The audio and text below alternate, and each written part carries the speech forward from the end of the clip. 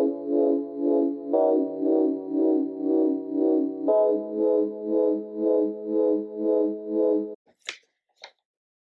everyone, welcome to Ray's Reads. Today we will be discussing Beloved by Toni Morrison.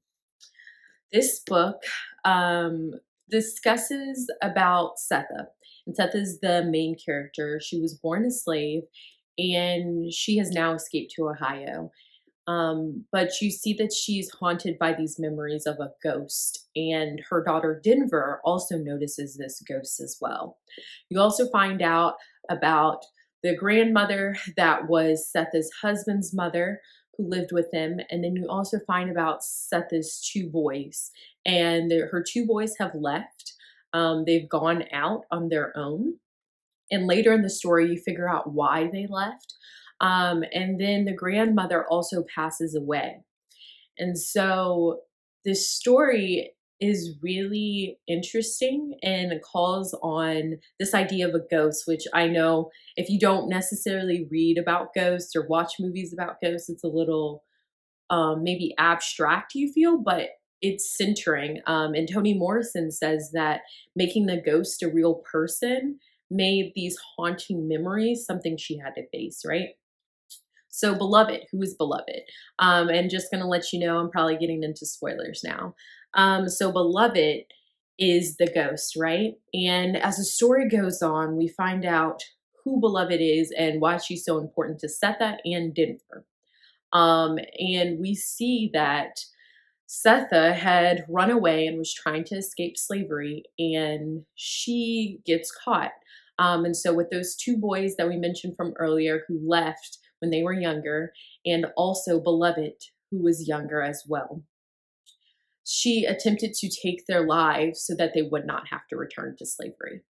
And she was only successful in taking Beloved's life.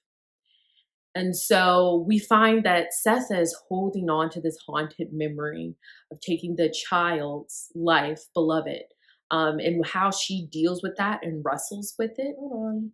Yes. So just wanted to make sure I put names. So with the grandmother, she's named Baby Suggs. And so we find out about this man, Paul D, who comes into town and sees Setha.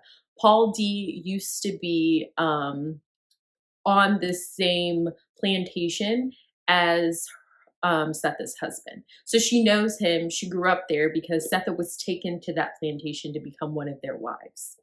And so she knows Paul D.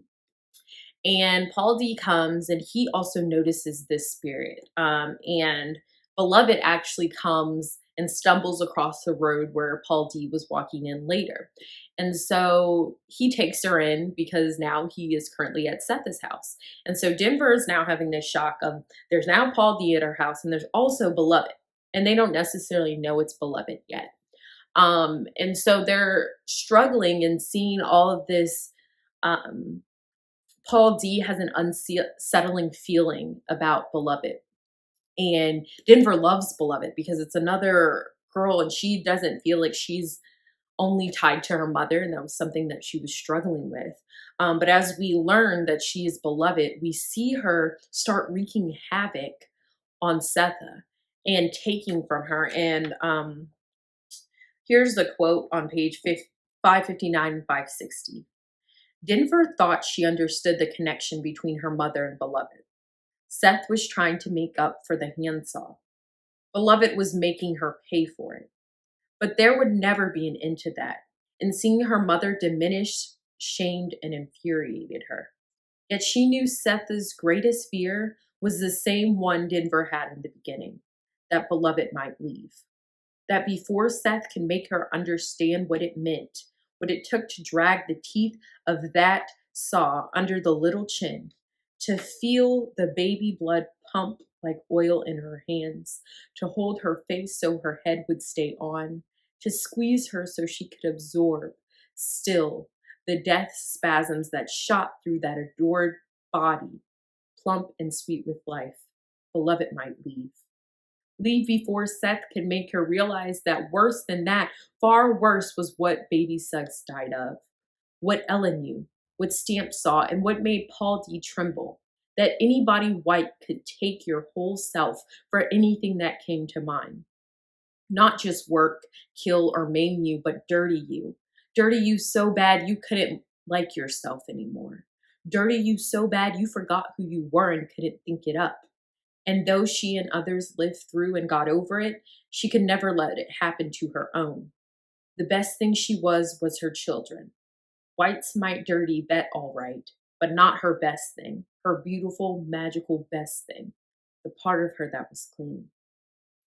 And that is just so poetic and shows the complexities of slavery and how even reading about Africans being brought over to America on the slave trade and how some chose the fate of jumping off the ship instead of going all the way to America to endure slavery, and how they were taking their matters of their life into their own hands. And in an interview with Toni Morrison, she talks about it was the right thing to do, but she had no right to do it.